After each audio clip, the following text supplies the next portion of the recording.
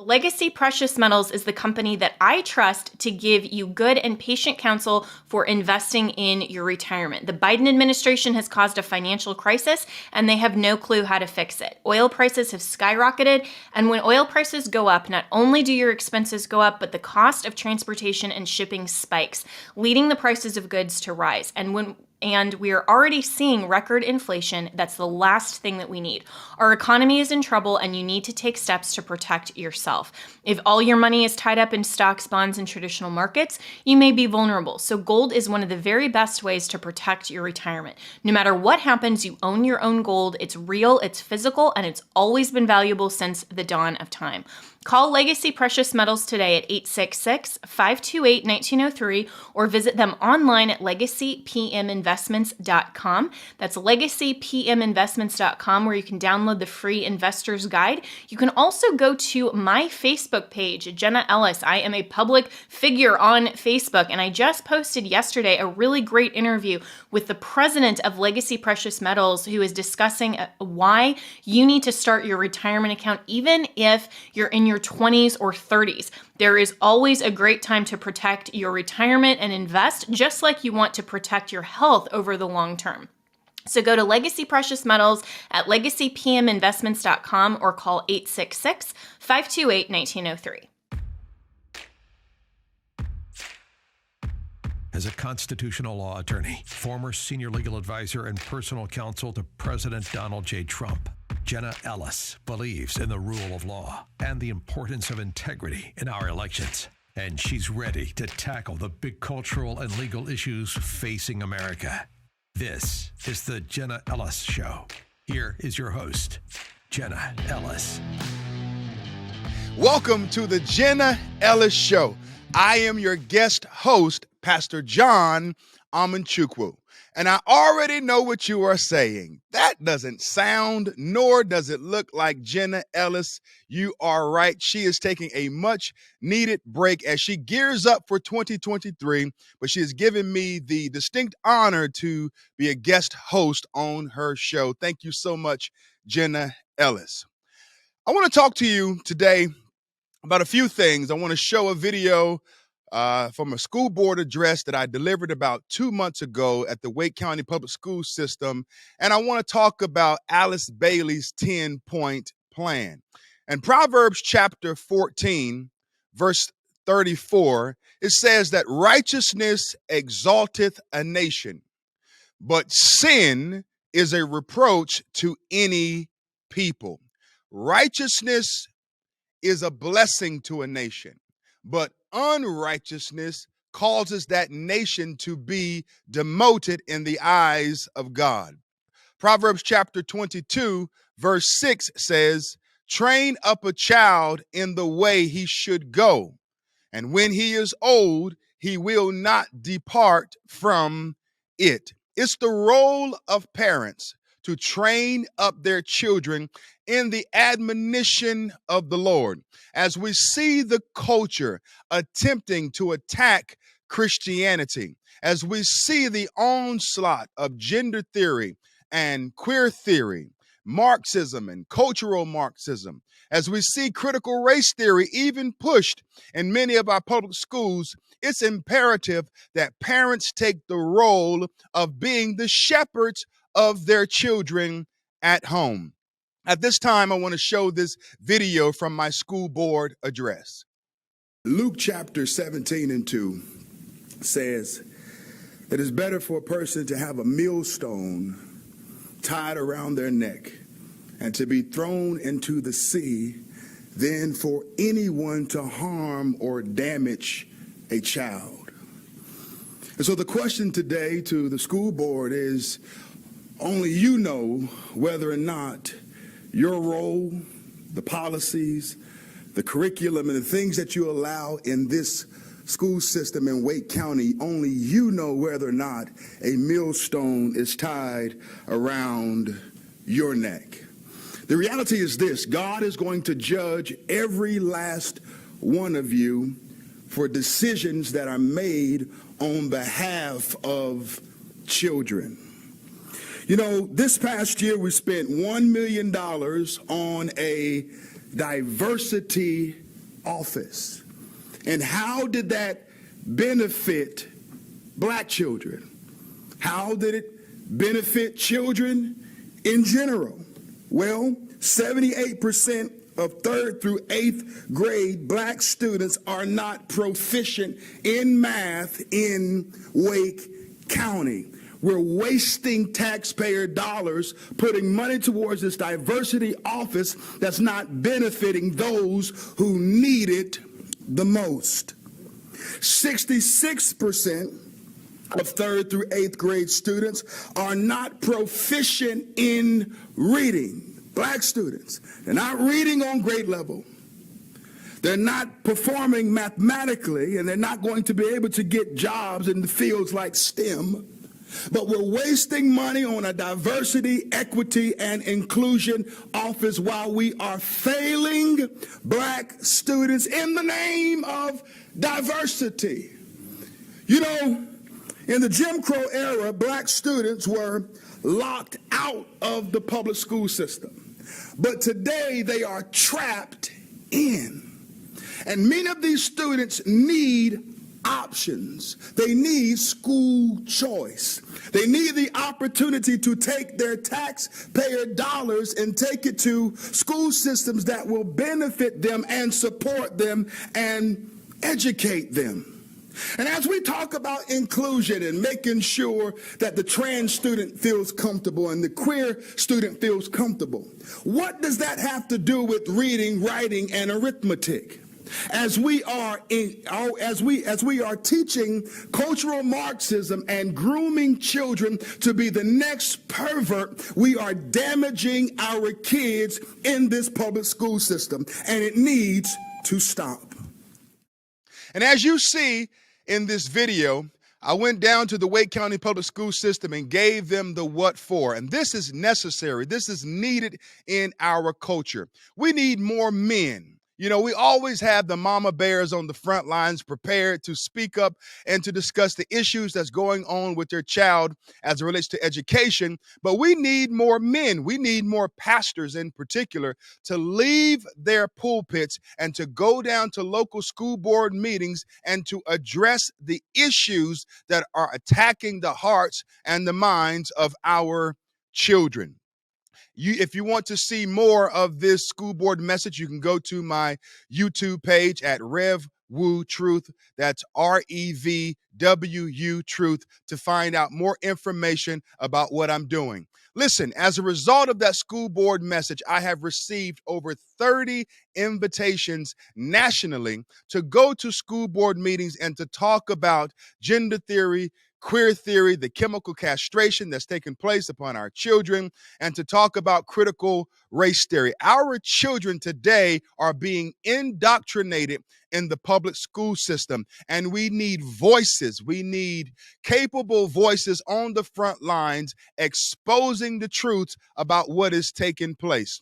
I want to talk to you now about Alice Bailey. Maybe you've heard of her name before.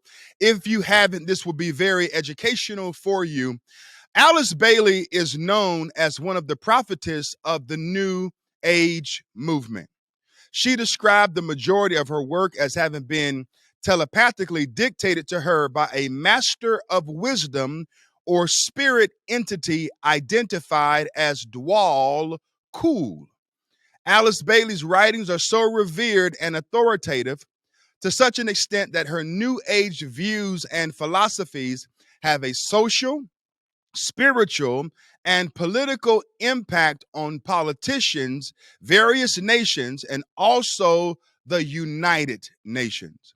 One of the main agendas of the New Age movement is to become the dominant religion or lifestyle within the entire world. Therefore, in order for New Age philosophies to become dominant, then all other religions, especially Christianity, must either be destroyed or become less of a spiritual influence within society and in the individual lives of people. We see this all the time. If you say something condescending towards someone who may be a Muslim, you won't be deplatformed for that. If you say something condescending towards someone who may be Jewish, you'll probably be deplatformed for that. But if you say something negative about a Christian, if you say something profane about the name of Jesus, oftentimes in today's culture, you won't be deplatformed or even canceled for saying these things. It is from this desire to see the dominance of the New Age movement that Alice Bailey wrote a 10-point plan. She wrote a 10-point plan to destroy America, to remove the Judeo Christian principles from America, and to push the New World Order. And as we go through these 10 points, you will begin to see that even though Alice Bailey died in 1949, much of her plans and much of her principles and many of the values that she supported are now eroding the very fabric of America. So, what was her first point on her 10-point plan? Number one, she wanted to take God and prayer out of the education system. Now, you have to ask yourself, why would you want to remove God and prayer from the education system? We see today that even the 10 commandments have been removed from the education system. There was a time in schools, these things were printed on walls. These things were recited at school in America. But today we have removed the 10 commandments from the public school system. She said, and I quote, "Change curriculum to ensure that children are freed from the bondage of Christian culture." Why? Because children go to school to be equipped to face life. They are willing to trust and they are willing to value what is being given to them. So if you teach them about Christianity, then they would have a heart to know Christ. If you take God out of education, they will unconsciously form a resolve that God is not necessary to face life.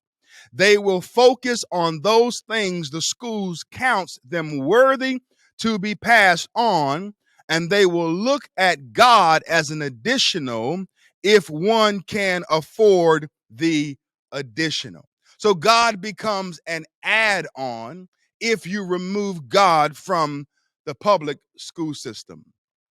Number two, she wanted to reduce parental authority over children. And we even see this today, where children are now soon to be able to have the right to have, a sex change. A boy can wake up in the morning and say that he wants to be a girl, and he'll be able to receive support and the necessary medical assistance to do this without the consent of their parents. But this is not a new phenomenon. This is something that is old. Alice Bailey wanted to do this in the early 1900s. She says she wanted to break the communication between the parent and the child, destroy communication, make it where the parent and the child now have a chasm between them two, where they can't even communicate and it's difficult for them to even have dialogue. Why? So that parents do not pass on their Christian traditions to their children. Liberate children from the bondage of their parents' traditions. So don't pass on the traditions and liberate children from the bondage of their parents' traditions. How? Promote excessive child rights. Child rights legislation. We see this through UNICEF Charter. Today, a child is able to say to a parent, "I don't want to hear that. I don't want to or have to do what you are telling me. If you beat me, I will call Child Protection Services." Also, Alice Bailey wanted to abolish corporal punishment, and this has been made law. So the child can go to a store of of any such, maybe go to Target or Walmart, and the child throws a tantrum. And the child wants a toy, but the parent says, no, you can't have the toy. So the child goes and removes all of the toys from the shelves, and they throw a tantrum, and they run around the store kicking and screaming and hollering. And therefore, the parent is not even allowed to discipline the child based upon them throwing a tantrum and making a scene in a store in public. Number 3, Alice Bailey wanted to destroy the Judeo-Christian family structure or the traditional Christian family structure. She said, liberate the people from the confines of this structure. It is oppressive, and the family is the core of the nation. If you break the family, you break the nation.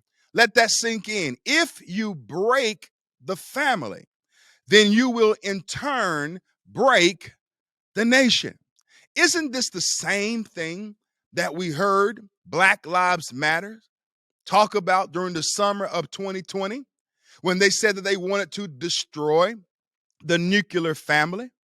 Were they simply working out the plan of Alice Bailey? Were they pushing her agenda when they wanted to remove the normative structure of the man and the woman leading the home? What were they trying to do? What was their intent? They wanted to break the family so that they could break the nation. And by doing so, they pushed Marxism. They wanted to overthrow the power structure of a nation, and the true power structure comes from the family. Why? So that youth will not grow up with a sense of belonging, identity, or structure. Children receive their identity from their parents. In particular, they receive their identity from their father. I have 3 beautiful children, and all of them have my last name. So it's incumbent upon me to teach them the significance of their last name. My last name is Amanchukwu. And so they receive their identity from that. And they learn what it means to be an Amanchukwu. My wife nurtures them at home. She contends for the issues that need to be taking place in the home. She provides. She takes care of them, providing meals. She works with them and helping them out when it comes to their homework assignments. She even works outside of the home. All of these things take place in the confines of a traditional family. But what do we see today, even in the culture? We see that steadily the divorce rate in America has increased, and people are even waiting to a later age to even attempt to get married. And this in turn destroys the family bond, and it destroys the nation. Whenever there is a weak family system in a nation, that nation can easily be toppled. So how do you do this? You promote sexual promiscuity. Free young people to the concept of premarital sex. Let them have free sex. Lift it so high that they enjoy sex the most, but they do not fantasize nor desire to become married.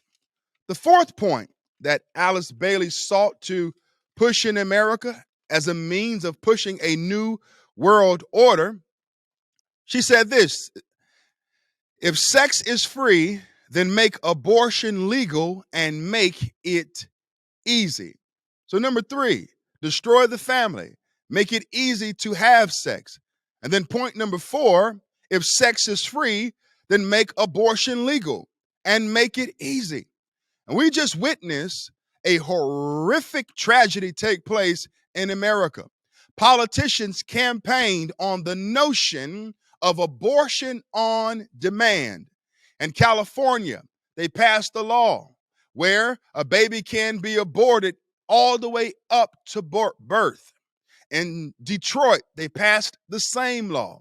And in Montana, there was a referendum that was passed that even if a baby were to survive a botched abortion, that baby can still be aborted and killed by their parents. Abortion, as told by Christians, is oppressive and denies our rights, according to Alice Bailey. We have a right to choose whether we want to have a child or not. And if a woman does not want the pregnancy, she should have the freedom to get rid of that pregnancy in the easiest and painless way possible. Besides, if you carry the unwanted pregnancy, then give them up for adoption. That system is so unkind to them. So just get rid of them and spare them that life and the hindering of yours. And so here we are today in a culture where we spent billions of dollars on this past election on trying to convince the American populace that abortion is safe and that abortion should be the method of dealing with a child or when a mother becomes pregnant. Just abort the baby up to birth and let's practice infanticide. Let's kill the baby even after birth. And as a result of that, we have created a culture of death. And we even saw through the past election that men like Raphael Warnock, he even campaigned as a politician and said that he was a pro-choice pastor. Now, every time I turn to the scriptures and go to the Bible, I see nothing in there that supports the killing of the unborn. Conversely, what I see is, according to Exodus chapter 20, verse 13, the Bible says that thou shalt not kill and thou shalt not murder. But go figure, the first thing that Alice Bailey wanted to do was to remove prayer and God from the educational system and the 10 Commandments. And we find in the 10 Commandments, number 6 to be exact, that we are told not to kill. The fifth point on Alice Bailey's 10-point plan was to make divorce easy and legal. Free people from the concept of marriage for life. She said, love has got a mysterious link called the love bond. It is like an ovum that comes out of the ovary. As it travels through our system, it clicks a love favor in you, and there's one other person in the world who can respond to that love bond. When you see that person, everything within you clicks. That is your man or woman. If you miss him, you'll never be happy until that love bond cycles past for many years. So for you to be happy, get that person at whatever cost. This lady was wicked. If it means getting him or her out of that marriage, get him or her that is your man or that woman. It's a mistake for him or her to be elsewhere. In other words, if there's something that clicks in you as a married man towards another woman who's married to another man, Alice Bailey says, go along with that desire or longing in your heart and just terminate your marriage and go get married to this next person. But what happens if the heart continually clicks? And the Bible tells us that the heart is desperately wicked. Above all else, who can know it? We can't trust our heart. The heart clicks daily. It longs for lust. It longs for evil. So if we trust in a click in our heart, then we will find ourselves going from marriage to marriage to marriage. And by the time it's over, you've been married 20 times because you're listening to a click in your heart. But what about self-control? This is something that isn't talked about enough in the culture. What about one mitigating his behavior and controlling his passions and or his longings? The sixth thing that Alice Bailey desired to do was to make homosexuality an alternative lifestyle. She said, enjoying sexual intercourse is the highest pleasure in humanity. All right? No one must be denied or restricted in how to enjoy themselves. People should be allowed to experience sex however they want, whether it is homosexuality, incest, or bestiality, as long as the two agree. So, make sexual intercourse the focus of our daily life and the zenith of the human experience. And not only simply desire to have the same sex, you can have a longing for an animal, a dog, a cat, maybe a giraffe if you have a ladder. Alice Bailey was a corrupt and evil and diabolical woman, quite like Margaret Sanger. Alice Bailey even pushed for incest and even pedophilia. Why? To demolish the restraint of tradition that establishes sex between a man and woman.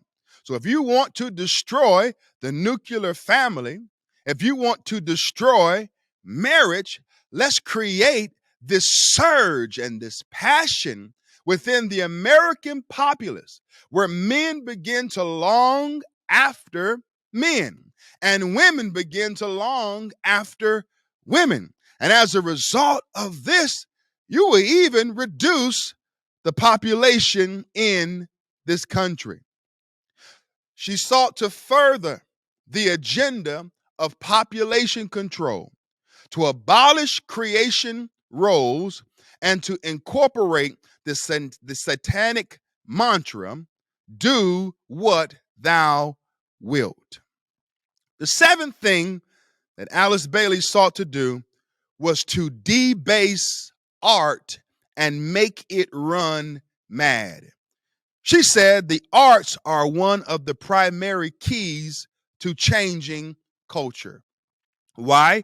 To break down social norms of what is acceptable and forbidden, to encourage creative expression of self outwardly and inwardly in whatever way is pleasing to the individual, to corrupt the minds of the youth into accepting what was once forbidden as normal.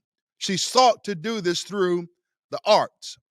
And we can even see this played out through music today. Much of the music, in particular rap music, the hip hop music, and the culture that comes along with it, the lifestyle and the ideology of killing individuals and robbing and stealing and being corrupt and doing vile things. These things have been pushed upon our youth culture. But this was a plan of Alice Bailey. And what it would do was create an atmosphere that which was forbidden has now become normal. And how does she promote this even beyond music? Promote new forms of art, which will corrupt and defile the imagination of people, because art is the language of the spirit. That which is inside, you can bring it out in painting, music, and drama. The eighth thing that Alice Bailey sought to do was to use media to promote and change mindset. Huh. Do we see that ever today? Where the media, instead of doing proper journalism, they have a narrative. And this narrative is oftentimes a false narrative. And so instead of addressing the issue head on, they seek to push a polarizing and oftentimes a political viewpoint as a means of controlling the minds of their viewers. Alice Bailey said the greatest way to change human attitude is media. Why? To foster groupthink around normalizing deviant behavior, to encourage pleasure over social norms, or to revise the social norms in accordance with the new world order. And how do you push this? Use the press, the radio, TV, cinema, any form of public media to influence people and the way you want them to think. If you influence their mindset, sooner or later, regardless if you sell a big lie to them or not, if you tell a big lie, if you keep selling it, if you keep pushing it over and over again, if an individual begins to hear it enough and see it enough, it becomes a normal thing to that person. She also said, break up the traditional home by using media to encourage females to be independent and to have their own, or to not even need a man. This will further deteriorate the traditional long-term family structure. The ninth thing that Alice Bailey sought to do was to create an interfaith movement.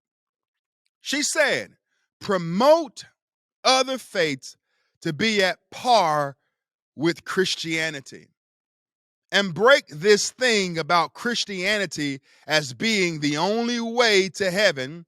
By that, Christianity will be pulled down and other faiths promoted.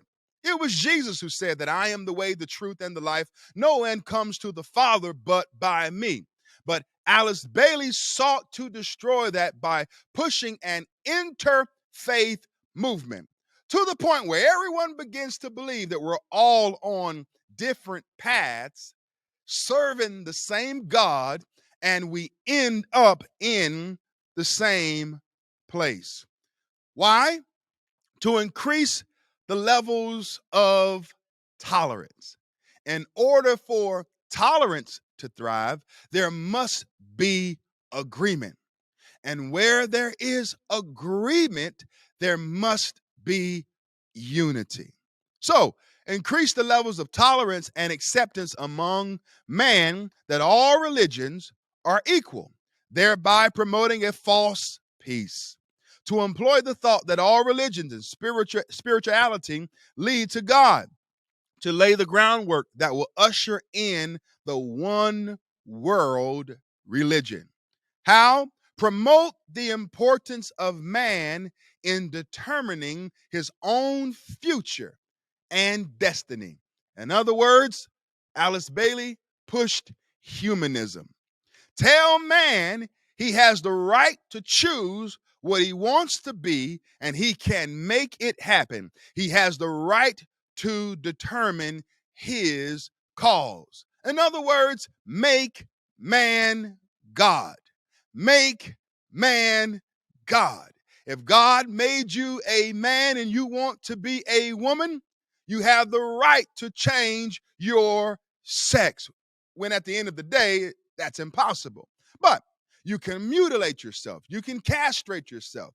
You can take puberty blockers. You can take hormones. You can do all of these things to attempt to change yourself. But at the end of the day, we all know that this is impossible. But push humanism, Alice Bailey said. Make man think that he can change all of these things.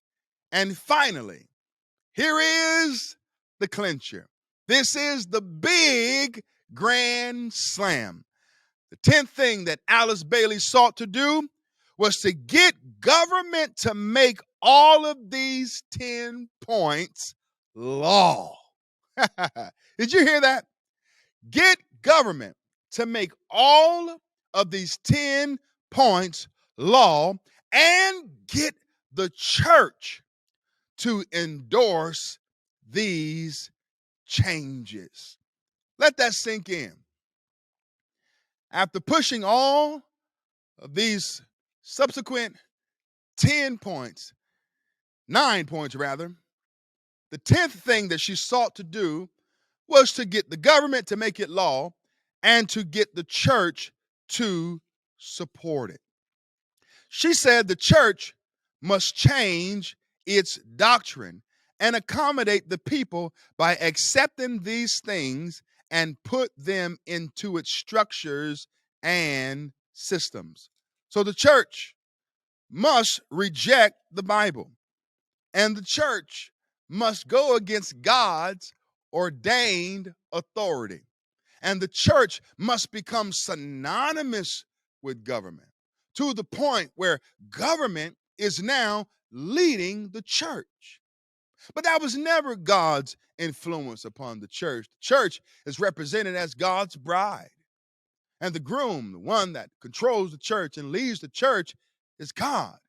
But today, we are seeing these points by Alice Bailey even being adopted in the modern day Christian church. Have you noticed that many pastors have become woke? They sound less like preachers and more like campaign strategists for woke ideologies. Have you noticed it? Have you sensed from this culture that there has been a shifting and a drifting away from biblical authority? Have you noticed in the culture that preachers are taking a position of neutrality and that tolerance is the method of the day? The preacher today is skilled at saying nothing well. They don't want to offend. They don't want to address topics head on. They don't want to be detailed and explanatory, even upon what the Bible says. Today's culture, even in the Christian church, is one where the pastor, the shepherd, the one who was called to be a watchman, is simply just a watching man. See, the role of a watchman biblically was not simply to watch, but to warn. Every true shepherd would warn their congregation about the plans and the influences of the new world order that's being pushed by Alice Bailey. Even though she's in the grave, these points are still being pushed today in our culture, even in the public school system, even in the modern day church, even in Fortune 500 companies. We see the influence of Alice Bailey's 10-point plan. We see today that diversity, equity, and inclusion has become a false idol. And if you dare disagree with the notions of diversity, equity, and inclusion, they will label you as a bigot or a hate monger. Or they'll say that you are even a racist. Or if you're like me, they will call you an Uncle Tom. I say this again. Alice Bailey said, the church must change its doctrine and accommodate the people by accepting these things and put them into its structures and systems. These are the 10 points from Alice Bailey's 10-point plan. Now, you're probably saying to yourself, you know what? This makes sense, because I was thinking, how have they been so successful in pushing many of these ideologies? And the answer is that there was a movement afoot many decades ago. This was a strategy, and this was a plan through the Luciferians, those who want the new world order. They have been pushing these strategies for decades, and we are now realizing the fruit of their deception. But I say to you, according to 2 Timothy chapter 3, verse 1, it says, this know also, that in the last days that dangerous times will come. For men shall be lovers of their own selves, covetous, boasters, proud, blasphemers, disobedient to parents, unthankful, and unholy, without natural affection, truce breakers, false accusers, incontinent, fierce, despisers of those that are good, traitors, heady, high-minded, lovers of pleasures more than lovers of God, having a form of godliness but denying the power thereof. From such turn away. The question today is, do we turn towards Alice Bailey's 10-point plan? Do we turn towards the woke culture? Do we turn towards those who seek to indoctrinate our children in the public school system? Or do we become bold as lions and leave our homes and leave our churches and go down to school board meetings and address the issues of our time? I say to you, we should turn towards God's truth. We should turn towards normative behavior.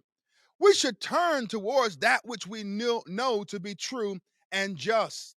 The Bible says, woe to those who call evil good and good evil, who put darkness for light and light for darkness, who put bitter for sweet and sweet for bitter. It's imperative today that we understand why things are the way that they are. And as I have unpacked the plan of Alice Bailey, my hope is that you see clearly today that what's going on around us is an orchestrated effort to destroy our nation. And as we approach 2023, we must be resilient. We must be strong. We must be courageous. And we must stand against this culture. I want to thank you for your time and tuning in for the Jenna Ellis Show. I'm your guest host, Pastor John Amanchukwu. God bless you, and God bless America. Legacy Precious Metals is the company that I trust to give you good and patient counsel for investing in your retirement. The Biden administration has caused a financial crisis, and they have no clue how to fix it. Oil prices have skyrocketed, and when oil prices go up, not only do your expenses go up, but the cost of transportation and shipping spikes, leading the prices of goods to rise. And we are already seeing record inflation. That's the last thing that we need. Our economy is in trouble, and you need to take steps to protect yourself. If all your money is tied up in stocks, bonds, and traditional markets, you may be vulnerable. So gold is one of the very best ways to protect your retirement. No matter what happens, you own your own gold. It's real, it's physical, and it's always been valuable since the dawn of time. Call Legacy Precious Metals today at 866-528-1903 or visit them online at legacypminvestments.com. That's legacypminvestments.com, where you can download the free investor's guide. You can also go to my Facebook page, Jenna Ellis. I am a public figure on Facebook, and I just posted yesterday a really great interview with the president of Legacy Precious Metals, who is discussing why you need to start your retirement account even if you're in your 20s or 30s. There is always a great time to protect your retirement and invest, just like you want to protect your health over the long term. So go to Legacy Precious Metals at legacypminvestments.com or call 866-528-1903. And if you would like to follow me, you can go to @REVWU Truth.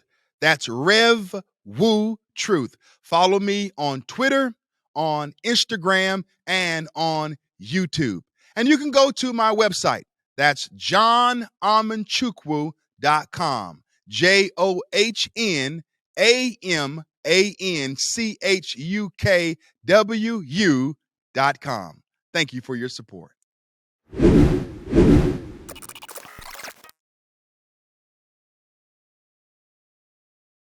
I am so excited to share with you a new social media platform that I have joined called Wimkin.